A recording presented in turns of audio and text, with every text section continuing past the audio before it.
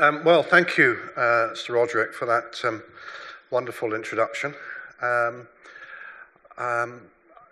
I often think about the research I do and maybe the contribution I make, and I perhaps never thought about it in the terms that Sir Roderick's just expressed, but looking back, not that we'll dwell on it here, but yes, looking back over the last 20, 30 years almost, I have actually made quite a contribution to all of those, National Archive projects and the like. So, yes, hopefully there are many people, not just in this room, but elsewhere, that are benefiting from those labours. But we're going to talk about something else completely different today. And that is somebody called Richard III.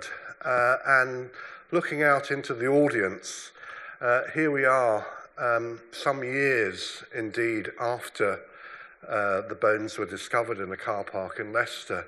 And still the whole story about the discovery and the identification is something that people want to hear. And it is, I have to say, a story that I'm also glad to tell. So, I think the first thing that we need to say is that this is a talk which is an accumulation of a lot of people's work.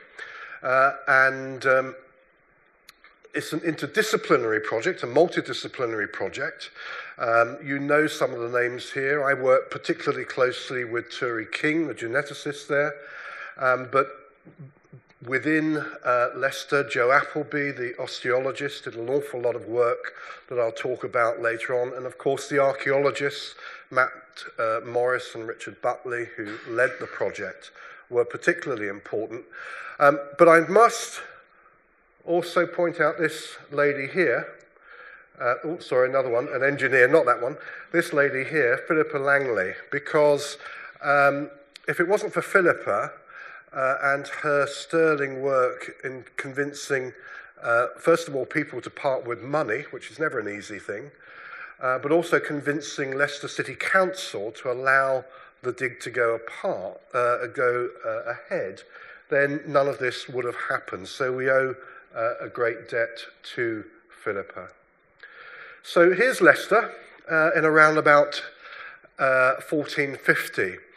Now, essentially, the way we took this project in terms of its investigation was to almost look at it as though it's a missing persons case. In that what we have is a skeleton. What we have to do is to use what techniques we have to identify those remains. So we need to start of that process to know what we know about Richard and Richard's movements in and around Leicester before he died. And there are key places associated with Richard in Leicester. Bow Bridge, Greyfriars, and the Blue Boar Inn, which was then, of course, called the White Boar. We know that Richard, before the Battle of Bosworth, comes in to Leicester and stays at what is now the Blue Boar Inn. And then he leaves, going over Bow Bridge, going out to Bosworth Field. There's a local story about how he hit his spur on the bridge, and this old wise woman basically said, "It'll be your head that's hitting the bridge on the way back." And we know that indeed he lost the Battle of Bosworth. All of these things that we know. And we know that his body was brought back and was initially lain in a church just outside the city walls by what's called the Newark now, for a couple of days. This was actually very much a Lancastrian church, and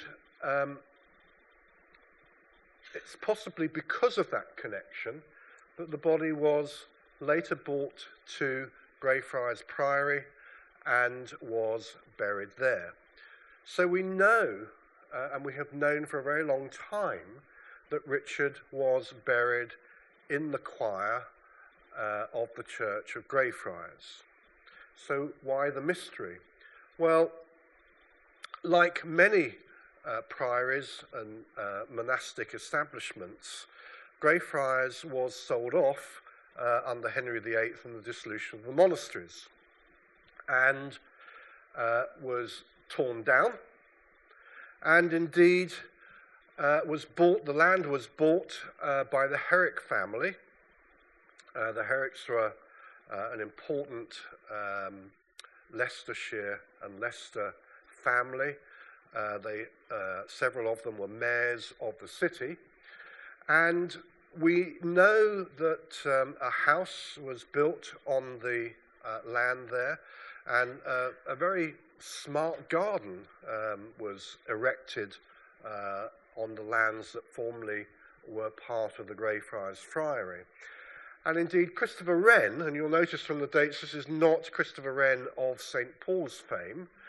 This is his father, Christopher Wren, who kept a diary. He actually went up and stayed with the Herricks in 1612, and actually noted in his diary how the Herricks had also erected in their garden a small stone pillar marking the spot where Richard was believed to have been buried.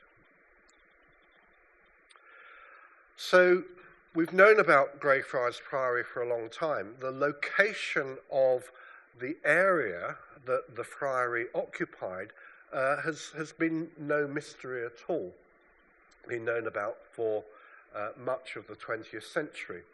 And although John Speed on his map, which talks about Richard being buried in Leicester, muddles up the Greyfriars and the Blackfriars and puts the Greyfriars Friary in the wrong place, we have known its location for, as I say, quite some time. So, in summary, what do we know about Richard in terms of what might point as evidence for any skeletal remains that we investigate? Well, as I said, we know that he was buried in the choir at Greyfriars in Leicester. We know that he was 32 at the time of death, and one can only presume, and of course there are accounts, whether they're true or not, of him dying in battle and obviously dying a very violent death on the field of Bosworth. Shakespeare also talks about Richard, as we know, as a hunchback and having a withered arm. So it may be that we're looking for skeletal remains which have some deformity. But, of course, we know that Shakespeare was writing many decades after the death of Richard, and, of course, was writing under the Tudor regime and possibly very much in the pay of his Tudor masters. If we look at more contemporary accounts that give descriptions of Richard, you'll see that there's no mention whatsoever of being hunched back. Small in stature, short of face, and interestingly, and we'll see why this is interesting later on, unequal shoulders, the right slightly higher and the left lower. We don't, unfortunately, know how tall he is. We do know that he was relatively slim build and not as thick-set as Nicholas von Poppel. And unfortunately, if we knew how tall Nicholas was, then we might be able to work out, adding on 3 fingers, how tall Richard was. So what we know from the contemporary description, if we ignore Shakespeare and go to the contemporary and near contemporary descriptions, people who would have either have known Richard and seen him directly or certainly would have known third parties, is the unbalanced shoulders and also being relatively slender. Now, so the dig begins. And It's easy to retrospectively look back and say, well, of course, you went looking for a dead king and you found one. In reality, if you ask the archaeologists, their priority was actually to find evidence of the monastic buildings in the centre of Leicester. Richard Butley, who led the big dig, together with Matt Morris, the site director, have done a lot of excavations in Leicester in the last, 20-odd years. Richard's been working on it. Richard knows medieval Leicester like the backs of his hands, but actually this area had never been dug before, so they knew very little about the layout of the Franciscan buildings in the centre of town.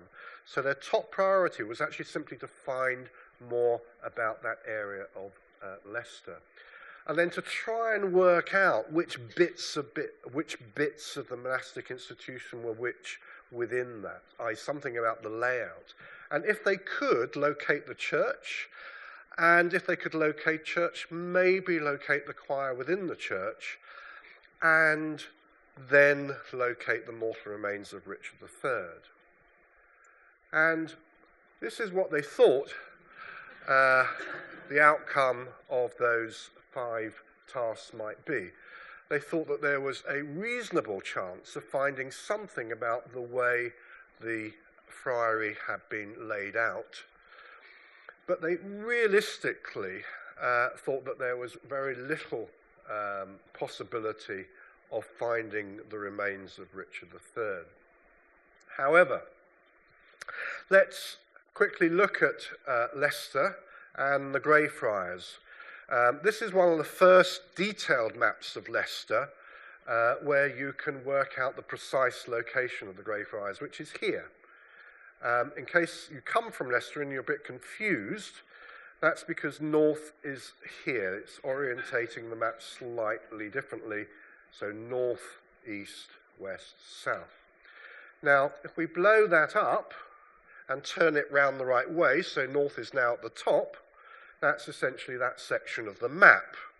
We can compare that to a modern ordnance survey map, and you will see that the present-day streets look very familiar to what you can see here in the 18th century. And if you lay them over, that's the area we're looking at. And the blue areas in here, this is the famous car park.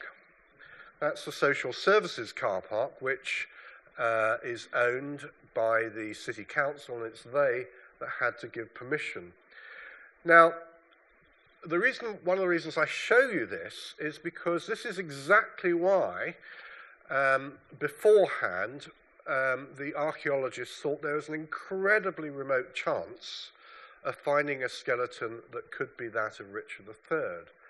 Because if you consider the whole area covered by the medieval friary, the car parks plus this is actually an old school playground here, only allow 17% of the area to dig in.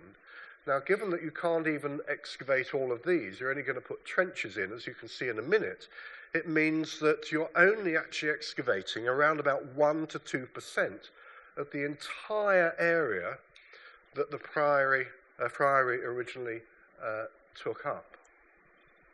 So this is that area blown up. This is the social services car park, and this is the school playground that I mentioned earlier on.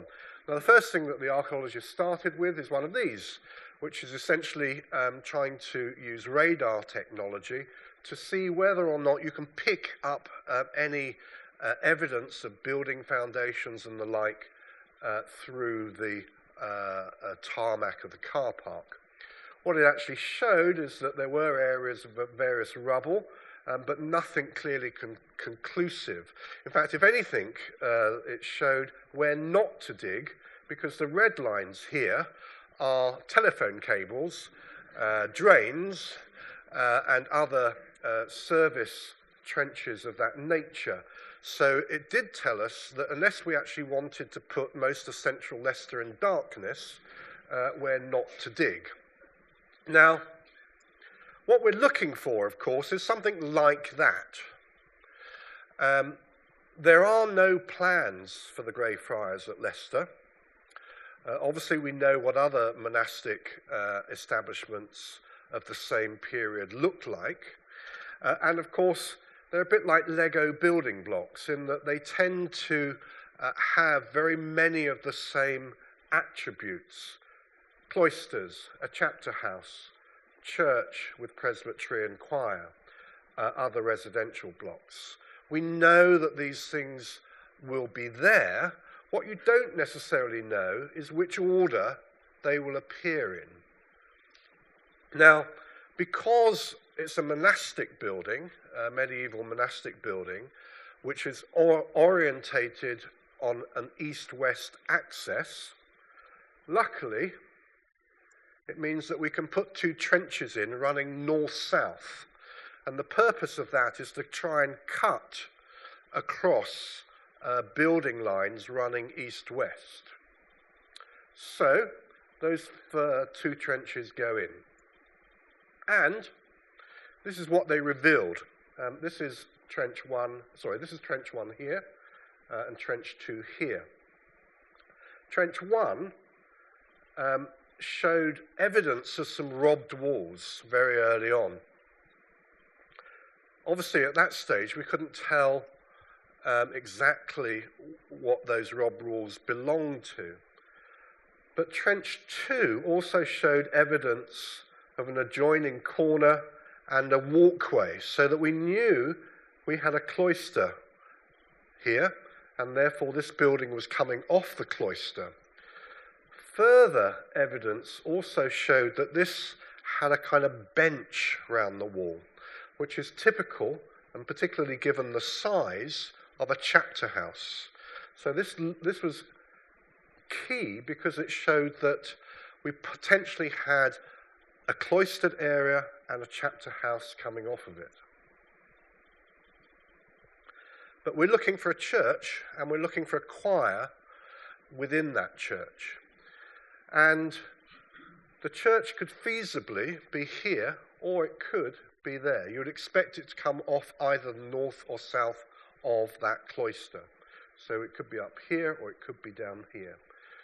We did actually have a substantial robbed wall up there, and there's some other documentary evidence that suggested that the church had been accessed via the north. So a third trench went in here, which is actually in the school playground, and that proved to be a very important trench.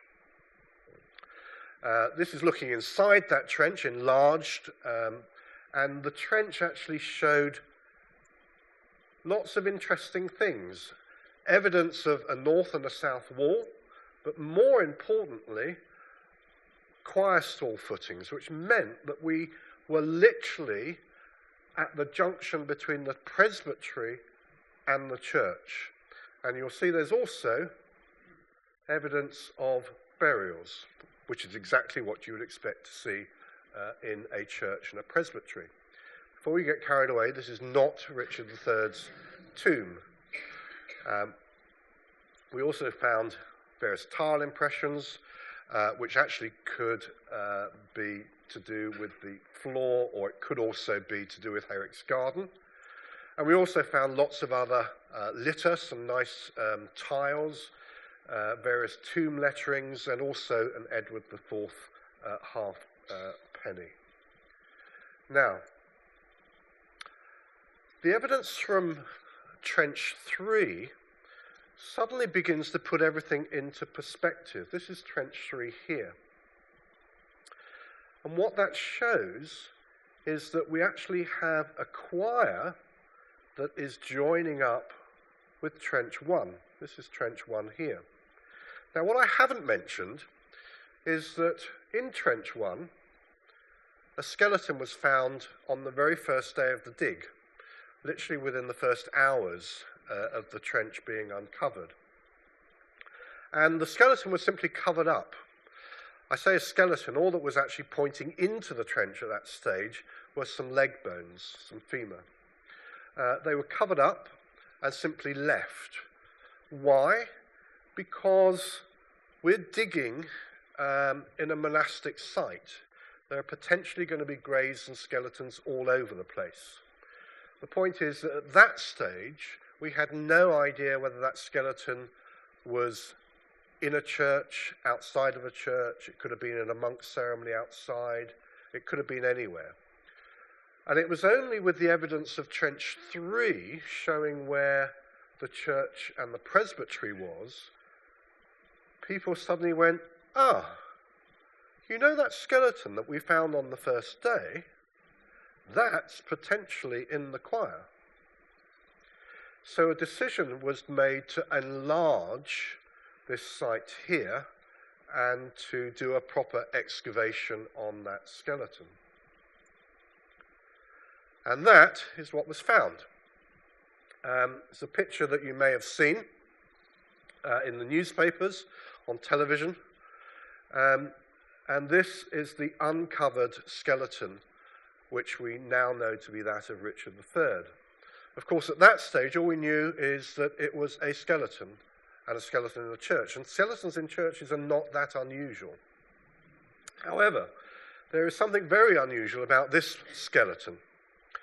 And I think there are three things that struck the people when this was initially uncovered. The first, and we'll look at this in some detail later on, is the spine, which is incredibly curved. And we will discover later on that's not because of the way it was thrown into the grave. The second is this. The arms are over on one side like this. Very unusual. Richard Butley, who's excavated several medieval graves in Leicester, says he's never ever seen a skeleton with arms like this. They're nearly always either straight by your side or actually sometimes crossed over in this way. This almost looks as though the skeleton's been thrown in. And together with the fact that the grave is simply too short, you'll see that the head is plopped up at one end. It's not lying flat, which suggests that this was a very hastily dug grave. There's also no sign of a coffin and no sign of any other jewellery or ornaments or anything to do with the deceased having been put into the grave. And given that this is in a very high status place, to be buried in a church, and more to the point in the choir of that church in this period, is rare and suggests that the individual is of high status. But this is not a high status grave, so something doesn't quite add up. The bones were then taken back to the lab and cleaned up. And this is what a cleaned up king looks like. And you can see here the spinal abnormality, and we'll come on to that. What we can see is that this person had scoliosis, curvature of the spine. It's actually a fairly acute form of scoliosis. Wasn't born with scoliosis like many people with scoliosis, and I'm quite sure there are, random sample, there must be at least 20 people in the audience with scoliosis, looking at this size audience. Scoliosis tends to come on actually with puberty, with growth spurts. And that's exactly what happened in this individual's case. And you can tell that by the wear and tear on the vertebrae of the spine. Many people have scoliosis or a mild form of scoliosis, but very few people have it to this degree. Scoliosis tends to be measured these days on what's called the Cobb scale. Most people have it around about 4 or 5 on the Cobb scale. This is 70. This is an acute form of scoliosis. So much so that it would have lowered probably one shoulder retrospective to the other. It would have lowered the left shoulder in comparison to the right, which is exactly, of course, what the contemporary description says of Richard. Moving on, when we look at the skull, once it's cleaned up, you'll see that there are all sorts of marks on the skull that suggest that this person had a violent end. On the front of the skull, there is a dagger wound going right into the cheek, together with some scarring around the jaw, which might suggest that a helmet with a leather strap was cut off, because these wounds here you cannot inflict if you're wearing a helmet. So a helmet has been removed, and you've got certain lesions to the skull here. Now, these are not fatal. However, these have been caused by a bladed instrument, and we can see Sarah Hainsworth, who's a forensic expert in the engineering department, who looks at weapons wounds, can actually work out the kind of bladed instrument that this was done by, and it was done probably by something like this. And it's literally sliced off not just only part of the scalp, but has gone deep enough to actually slice off part of your bone underlying the scalp as well. Would have given him a nasty headache, but would not have killed him. Looking at the top of the skull, there's also this curious mark right at the top of the skull here, where somebody has, probably with a rondel, a short weapon, a bit like the weapon being used here. This is actually the murder of Wat Tyler in the Peasant's Result. Exactly that kind of wound has been inflicted here. So much so it's pushed a bit of bone inside the skull. Again, it didn't penetrate the skull, probably would not have killed him. However, these are not good. There are several holes that you have on skulls, and several of them should be here. That should be there. That's basically where your spine comes up. These should be here. They're your sockets to your eyeballs, and that helps you breathe. They're your nasal cavities. All of those are good. These are distinctly not good. This is a large 2 to 3 inch piece of skull that has simply been lopped off the back, caused again by a bladed instrument that would have come down with some force. You're not going to take off the back of someone's head by a Swiss Army knife. It's going to take some force and a blade, probably on the end of a long pike, like a halberd. That would have exposed the brains. However, probably is not as nasty as this one. This one looks smaller, but this has been caused by a bladed instrument, probably more like this, although it could have been the tip of a halberd. And this has pierced the skull, so much so it's gone all the way through and left a mark on the inside opposite. So it's pierced the brain. And that would have caused instant hemorrhaging and pretty instant death. We can't say which of those two killed him, but either of them would have done a fairly good job. So this is somebody who died a very violent death. But more than that, there are other wounds that suggest that there was some possibly post-mortem inflictions as well. This is actually on the buttocks, this area here. And it's caused by a bladed instrument. And you might think, how does somebody come to have a knife on their buttocks, particularly if they were wearing armour in battle?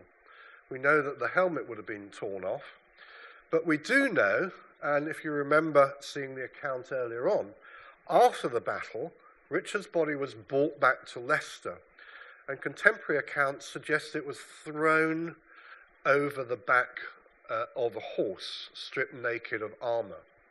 Now, if you think of a body lying over a horse, stripped naked, it presents the buttocks to anybody passing by.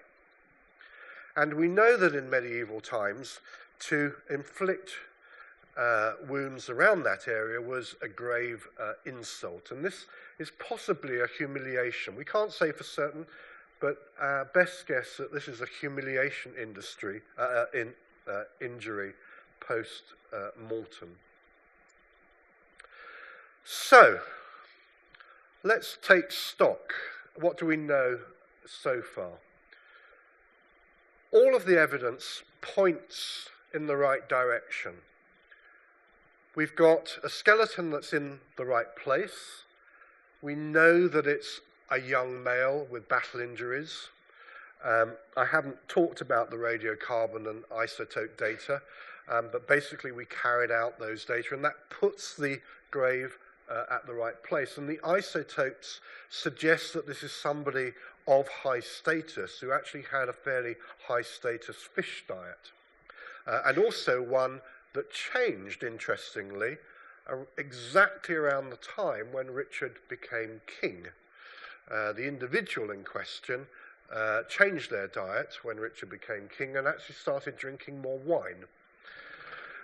So at the moment, the analysis is all pointing in the right direction, but we want to take out DNA analysis.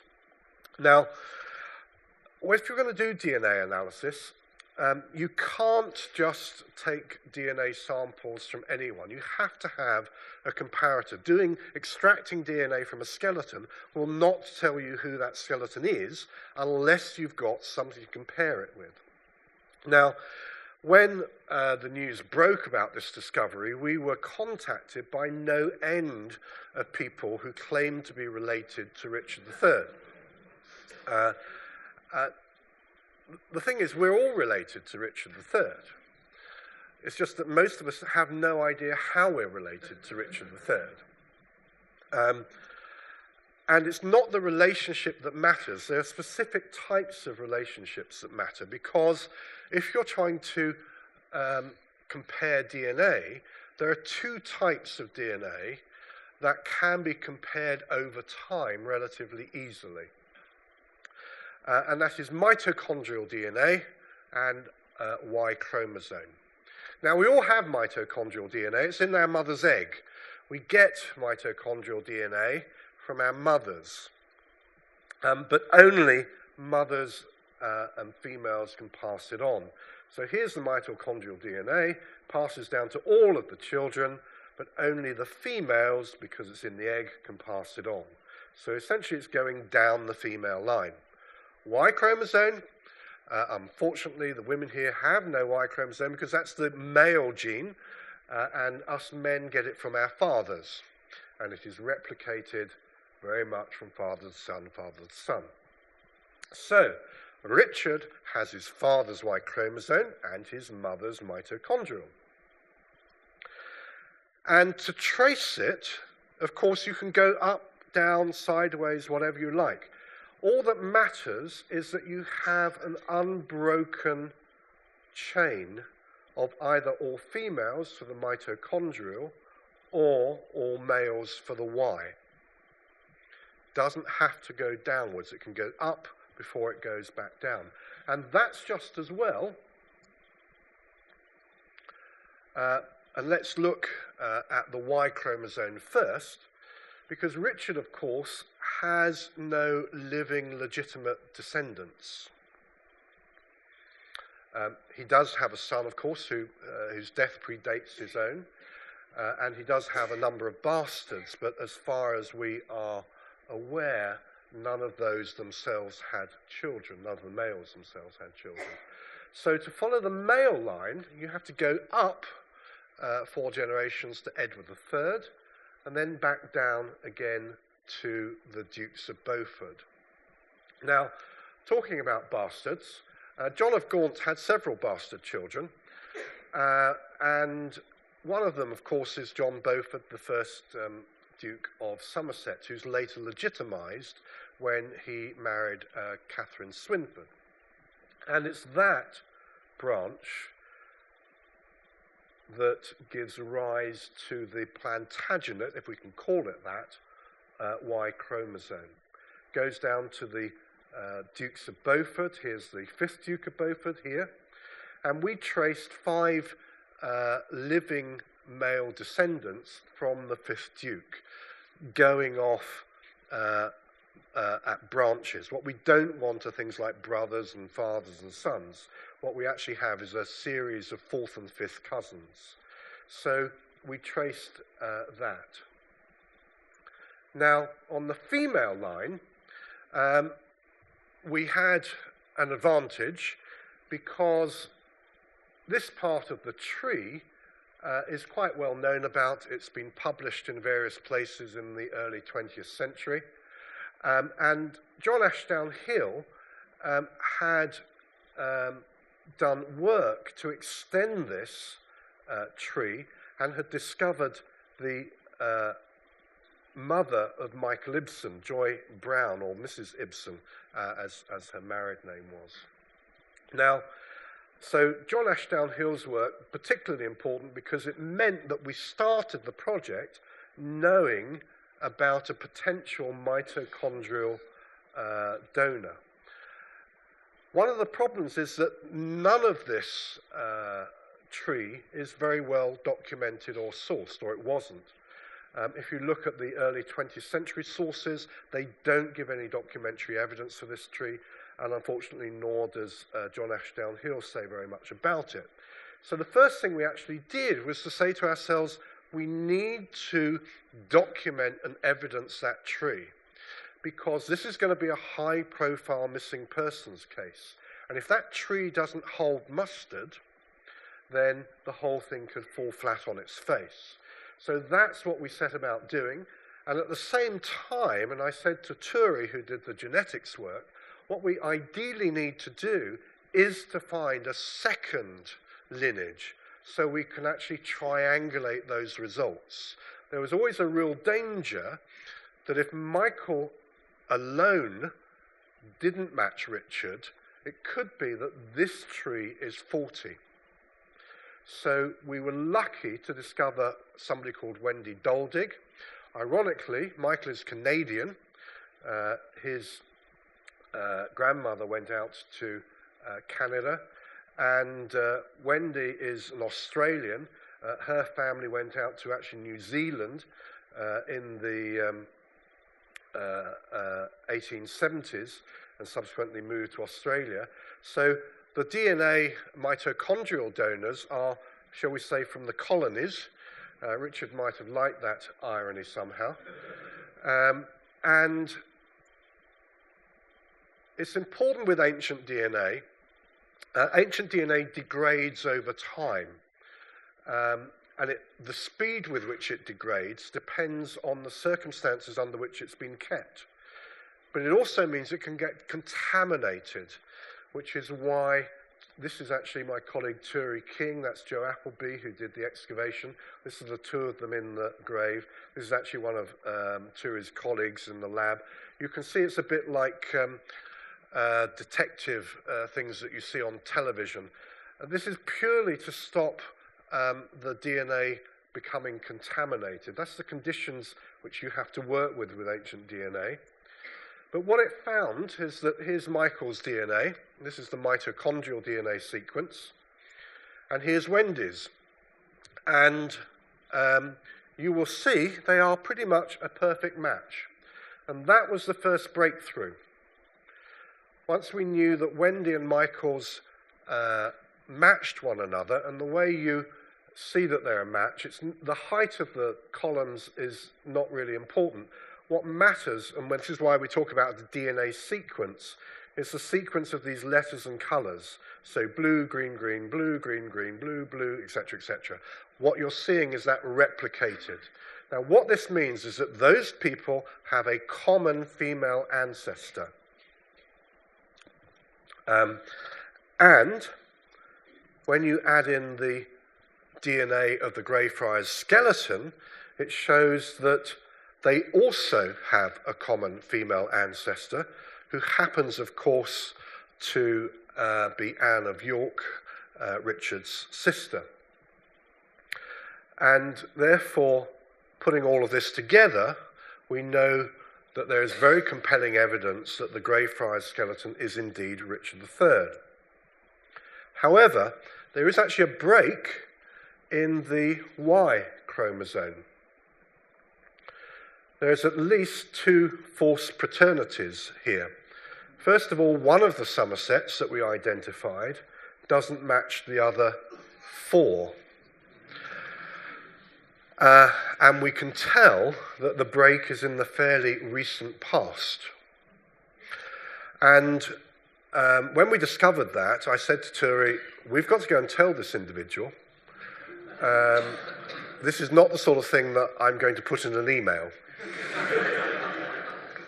So we drove down and met the individual in question and sat them down, and I said, look, Turi, I'll do the talking. I'll go through. I'm going to tell them that we could have had a problem in the lab. It could have been contaminated. We might like to take another sample, but it does actually look as though there's a false paternity.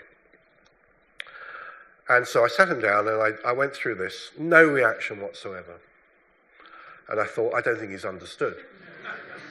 So I went through it again, and his mother was with him, the wife of William here. And his mother suddenly turned to him and said, oh, that makes a lot of sense. And so we can explain why that is a false paternity. However, we can't explain the fact that there is also a break between Richard and Henry V, Duke of Beaufort. And that's important because if the break is up here, it means the Wars of the Roses were potentially in vain, since none of these people would have had the blood royal, and therefore would not have had a claim to the throne. Of course, if it's here, given that John of Gaunt also was the father of Henry IV, who was the father of Henry V, and who was the father of Henry VI, if the break is up here, it meant that none of the Lancastrian Plantagenets also had a claim to the throne, because they wouldn't have had the blood royal. And of course, if it's somewhere between here and here, given that Henry VII's claim to the throne was also in part because he had the blood royal through that Beaufort line, it means that the Tudors don't have the blood royal either. Now, I'm not saying that any of those fine monarchs shouldn't have been on the throne, because statistically it's probably somewhere within here, and we're currently doing research to try and identify exactly where that break or breaks are. Now, so, and this is a conclusion, putting it all together, we did a Bayesian statistic analysis. Essentially that's looking at kind of probability theory, where you can look at the probability of any one of the factors that we know about the skeleton occurring. And we were very conservative with the measures that we used. So the first of all is you ask yourself, what's the probability of somebody being buried in the choir of the Greyfriars? What's the probability of somebody being buried in their early 30s, male? What's the probability of somebody having multiple battle wounds? What's the probability of severe scoliosis? And also that grave being radiocarbon dated within the right period. And as I say, the stadium isotopes, which I haven't really talked about much, it's quite complicated, but that shows that this is a high status person. When you put all of these probabilities together, even though the Y chromosome doesn't match, because the mitochondrial DNA is a very rare type, it exists in less than 1% of the population in modern-day Western Europe. That's a very, very rare type. And the other thing, which I haven't put up as a slide, because again it gets very complicated, what we also did was to trace all of the kin group that would have had that mitochondrial DNA and eliminated them either from being at Bosworth or buried in Greyfriars. So when you put all of those probabilities together, we estimate there is a 99.999% chance of this being Richard. That's a conservative estimate. If we're slightly less conservative, it's a 99.99999% chance that this is Richard. So we can say that there is overwhelming evidence bringing all of this forensic and archaeological evidence to bear that the remains that were entombed in Leicester Cathedral earlier this year are actually those of Richard III, and certainly the bishop is very glad to hear that. It was a marvellous day, by the way. I don't know if any of you went to the reinterment. I know there's at least 2 people in the audience that were at the reinterment. The weather actually hadn't been that good in Leicester beforehand. In the week beforehand, it had been windy and rainy and really quite ghastly. And I remember saying to one of my colleagues, I said, we will learn very shortly whether God is a Lancastrian or a Yorkist. And the sun did indeed shine on Leicester that day in more ways than one. Thank you.